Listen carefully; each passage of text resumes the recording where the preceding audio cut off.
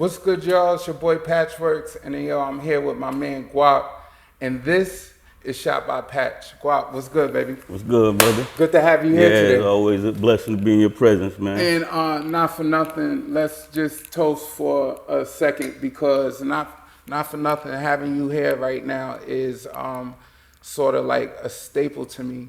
Just because at the end of the day, you know, we have to look at who's been there before. You know, we have to learn from people who've been through certain situations. And I'm a young guy, and you're a young guy yourself, but at the end of the day, you know, your rotations around this sun is a lot more than mine, and a lot more than some of my viewers. And not for nothing, I like your story, but I wanted to know more about you. You know what I'm saying? So thank you for being here, for real. All right. Thank you, brother. So you have a long resume.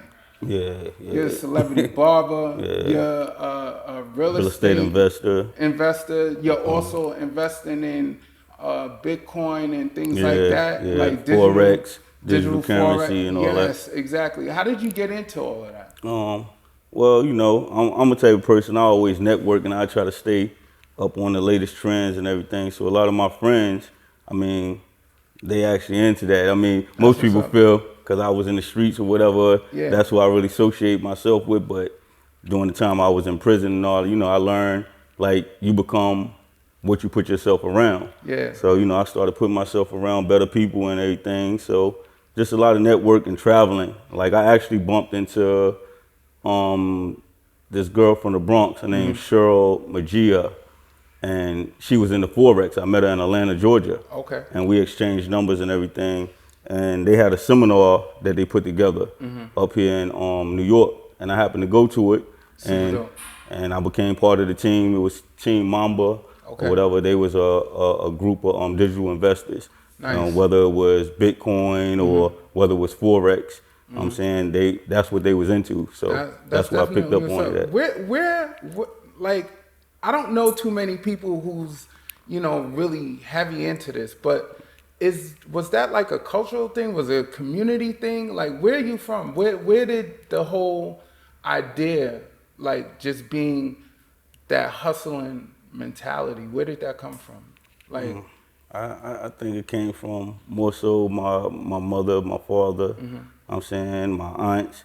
You know, it was a lot of us back then. You know, you growing up in households, there's like 8, 9 people and everything, but you got that one aunt, the elder of the family, and you just see that grind, 2 jobs and everything, and whatever she had to do to put a dollar in that house, they was doing. I feel you. And I think that trait became a part of me, whether it was my father's side, whether my mother's side, and I just been that way ever since. That's what's up. So, growing up in your household, was a lot of people like running into issues, or were you the black sheep of the family? Nah, I definitely wasn't a black sheep.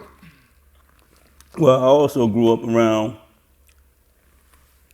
I would say, like, most of my uncles, aunts, they was also the younger ones, my mother's brothers and sisters, like they was all getting high and everything. Yeah. So it was like, I seen that at an early age, like, damn, I'm seeing the hustler, and I'm seeing the addicts. Yeah. So I always, growing up, I had the better part by seeing basically both worlds. I'm saying I seen the addiction side and I seen the hustle side. Yeah. And as I grew up, just seeing my mother get high, run the streets and everything, I always said, like, I'll never get high. If I did, it's gonna be weed. That's it, a little liquor. I said, but I ain't never trying no hard drugs and none of that. So, and it's like, I stayed stern with that. So as I got older, I mean, I went to the streets. Obviously, I've been to prison for that. I'm saying drug dealing and everything. You went to jail for selling drugs? Yeah, I went to prison in 2013 to 2018. I actually represented myself too. That was the crazy thing. That's crazy. I represented myself on the case, and the highest charge was an A1 felony, which you know, mandatory. Now they took off the life on an A1 felony, so it's now 12 to 25 years. Damn. But it happened to have been a legal search and seizure. Wow. Now, I don't know, you know, me and brother, we was locked up back in the days together, so it was actually for a homicide. So during the course of that time, I was forced to learn law.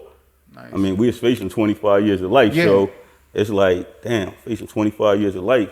I met this guy from Harlem. He was like, yo, man, he said, what you got to lose? What you got to lose right now? And he was meaning that as far as, don't be like the rest of these dudes in here. Yeah. This is your life on the line. Go in the law library. If you have to go in there twice, 3 times a day, go in that law library. Yeah. So being in that circumstance, you know, I had to learn the law. So over the course of time, even when I came to the streets, I always stayed savvy with the law. Yeah. I'm saying whether it was pertaining to me or the next man, I learned the law. And so it happened, I caught the drug case in 2013. And I challenged the case on the fact that it was a legal search and seizure. I had 14 felonies from the raid that day out of a 20-count indictment. So on the challenge, I beat 14 felonies on my own without an attorney or anything. I filed to go pro se to represent myself, challenged that, beat it a year later, and you know, I'm here now. So let me ask you a question. When you finally came home, right?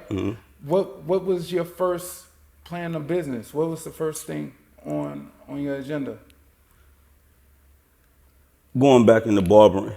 Yeah. You know what I'm saying, because that's my passion. That's a gift that I was given from God. So you know, it's like having a lot of people they turn off a path and they start doing everything that other people want them to do, or they thinking it's the best thing right then and there. Yeah. They not in tune with their passion. Yeah. I'm saying that's why a lot of people that get jobs and they always scream, I hate this job, huh? Because you're not doing what you want to do.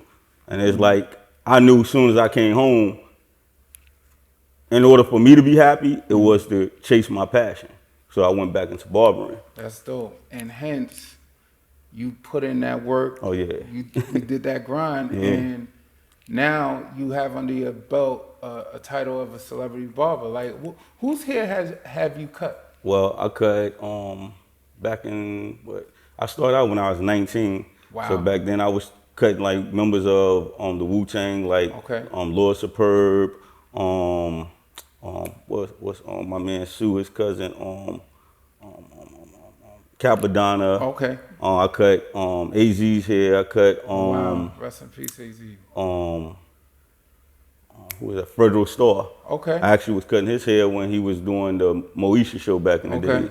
So you really turned it into a business. You turned something that you had that passion for and you capitalized off of it. How long were you doing that for? I mean, I've been cutting hair since I was 19. You know what I'm saying? But as like, a celebrity. Yeah, it's like you know, coming home and getting out the loop and trying to get back in the loop. That was kind of what hindered me from going to prison, coming home and stuff like that. So it's like, when I come home, I'm normally, I ain't chasing like the celebrity clientele. Yeah. I'm chasing, I need just $1 in my pocket. I need to worry about getting back. The grind was real. So it's like I and you know, back prior to going to prison, it was like I wasn't taking advantage of how I said I put myself around different people now. Absolutely. I put myself around people that's doing better than me. Like they say, if you're the smartest person in the room, then you're in the wrong room. Exactly. Exactly. Yeah, so. And they also say if you have 4 friends who are millionaires and those are your friends, you're gonna be the 5th. Yeah, you're gonna be the 5th. And you got to keep your circle that tight. Exactly. And that's what's up. Like you know, that's one thing I realized myself. Even as you know, I've been progressing with just sitting down and having conversations with people. The main thing that I hear all the time is having the right circle around you. Yeah. So you had your circle as a barber, then you jumped into real estate. Now, real estate is a big game.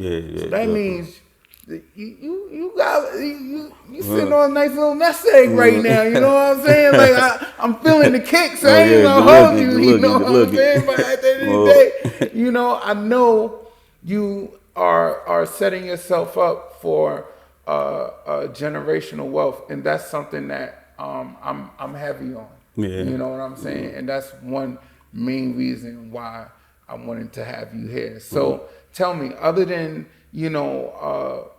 just your investments and things like that, what else you got going on? Well, right now I'm a co-partner in a management company we just started. Okay. My man 220T, we started 220 Management. Okay. And it's pretty much managing artists, songwriters, nice. Models and stuff like that. Dope. So it's like we pretty much trying to get our feet wet. Because I actually had an artist back in 2011. God rest him dead. He just passed yesterday from COVID. Oh wow. Yeah, so he died. I almost was barely about to make it here today because it's like I was kind of down over that and everything. Like I apologize. Named Sean Hunter. Yeah, but basically he was going through turmoil and everything. Like it was a situation where his family they turned on him. Something happened in 2015 with his family or whatever. Family turned on him, friends turned on him. He went off to Houston, got married, whatever, went off to Houston, became a pastor in the church. And since I've been home from prison, it's like he kept me intact, kept me focused, like, because I would call him up. And it was like, it's so crazy because I was just telling brother earlier, I was like, there's a lot of times you don't know who your friends is until you gone. Yeah. You know what I'm saying? And it's like, or it's a situation that happened and you have your awakening. Like him, it was like he would never expect, we talked all the time, he would never expect like his family to shut him out, his friends or whatever. Yeah. So it's like, long story short, he got himself together, he went into the church, became a pastor, and me and him talking, he got, his passion was music. I'm saying he was dope lyrically. And I told him once I came home, I said, you know, you found the Lord in the church and everything. I said, but you know, it don't stop there. I'm saying he still sent you here for a reason. Yeah. And it wasn't, you found him. A lot of people don't leave this world finding God. You know what I'm saying? Yeah. You know what I'm saying? Absolutely. A lot of people don't even find themselves. Exactly. You know what I'm saying? Yeah. So it was like, me and him, we had that understanding, like, yo, bro. And it's like I was still doing whatever I did or whatever in the street at the time. And it was like, he had to understand it. Yeah. Because I ain't get to the stage where I had my awakening. Yeah. And that's one thing about when you get your awakening, you don't force it on the next man. You just pray for him and hope that he eventually have it. Absolutely. You know what I'm saying? Absolutely. But yeah, he ended up passing over COVID, and it's like it was hard to bear, man. Like I came in, my baby moms came in from work yesterday. She was like, oh yeah, she on the phone. Her friend like, yeah, Fat Sean, he died or whatever. Because he used to be kind of chubby back then, but he got in shape and everything, lost about 100 pounds almost and everything. Yeah. Was eating good and everything. And she was like, yeah, he died today.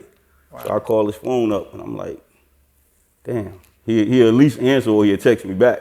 Yeah. I always went by, his nephew hit my baby moms. It was like, yeah, it had been confirmed, like he did pass away.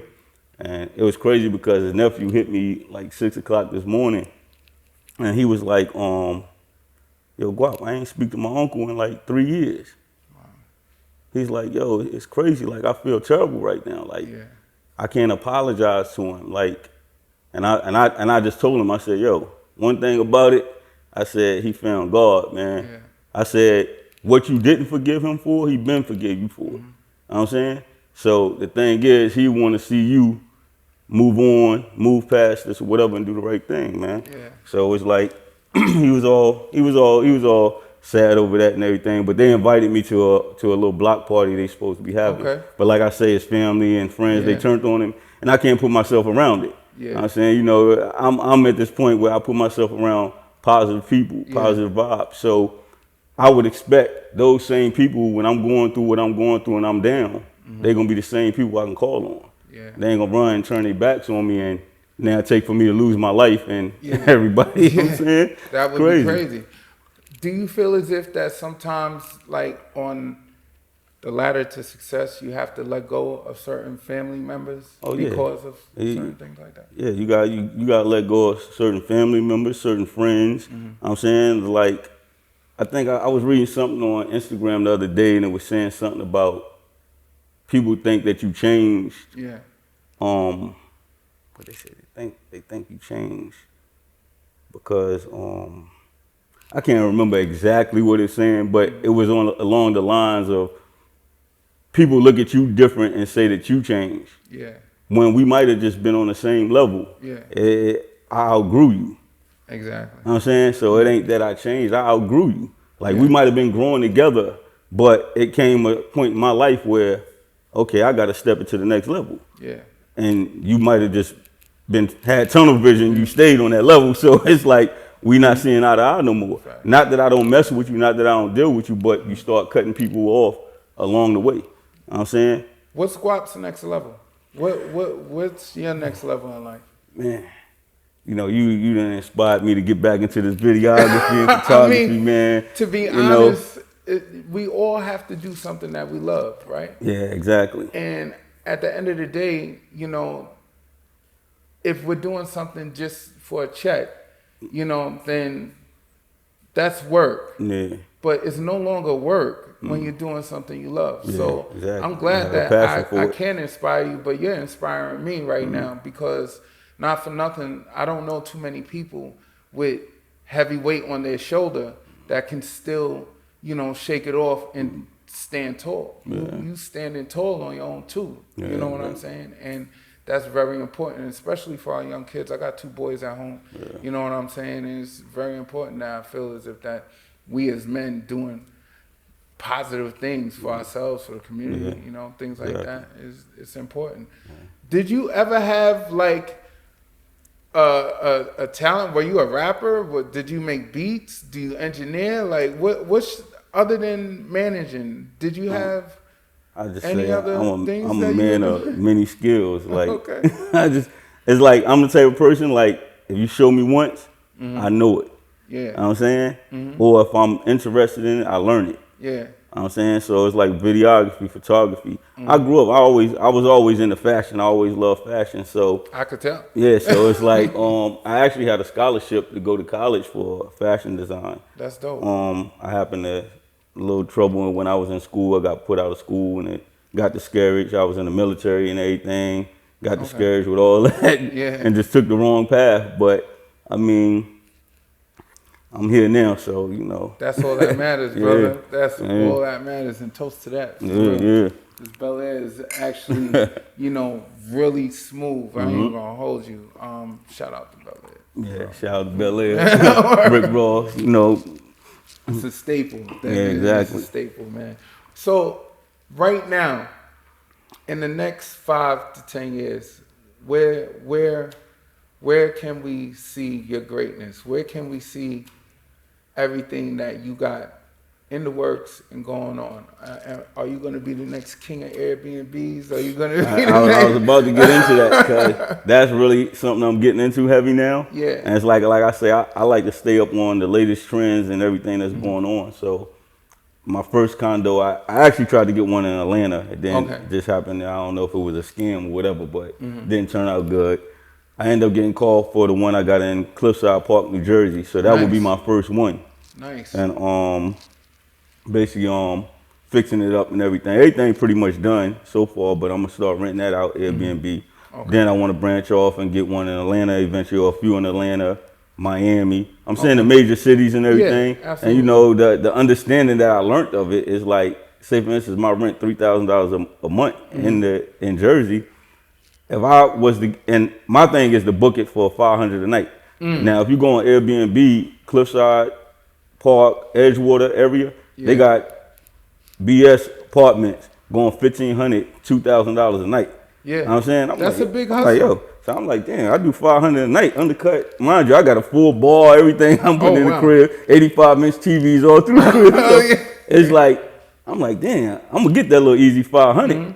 I might book almost every day of the month. Yeah. So I'm doing the math. I'm like, damn, that's like $15,000. Rent only $3,000. You know what I'm saying? Yeah. I could pay the rest of this off, take the first month and half of the year is over. You know what I'm saying? Simple math. And everything is straight profit. Like I had people like, oh, why you ain't just buy the property? Yeah. Why should I buy the property? Okay. The property $432,000. Yeah. You know what I'm saying? I don't got that right now. If I had it, I ain't gonna spend that on. Exactly. So I'm making more money than the owner is. Yeah. And I also learned that with real estate, and it took for me to go to prison and learn that. See, a lot of people, when they get into real estate, they think and either investing, buying and flipping, or getting a property and renting the property out. So say, man, you upstate New York, you bought a property, $50,000. You're getting $1,200 a month off that property. You know what I'm saying? It's probably gonna take you at least 5 years to get your money back for what you put as just buying the property, not what you put into it. So I learned to turn the properties into investment wills. And me saying that, an investment will is basically finding a property, commercializing it. Like I could put a salon upstairs, I could put a daycare downstairs. Now you're getting the income every day, opposed to once a month. And that's what called invest. And it takes situations like I said. I learned that in prison. I learned that from another guy in prison. And a lot of people think like, I mean, only outcasts in society go to prison. I'm saying, nah. You see, and this is the epitome. You are the epitome of getting in from the mud and making sure that you're doing what you have to do to lock it down. Where can people find you, man? You can find me on IG, GUAPreneur_Sean, and that's pretty much where I'm at right now. I got a Twitter. I think my Twitter is on GUAP time, or either it might be GUAPreneur Sean. We definitely gonna find out. You definitely find me. Up there. Definitely follow me on IG. If anybody is looking for some property, if you're looking to make some investments, to do things that can really solidify financial freedom, this is a guy you definitely need to follow and hit him up, because at the end of the day, we all we got. Wow. Exactly. I appreciate you, baby. Appreciate you, brother. It's Cheers, an honor. Man. Cheers, brother. Thank you. All right. I'll see y'all next time.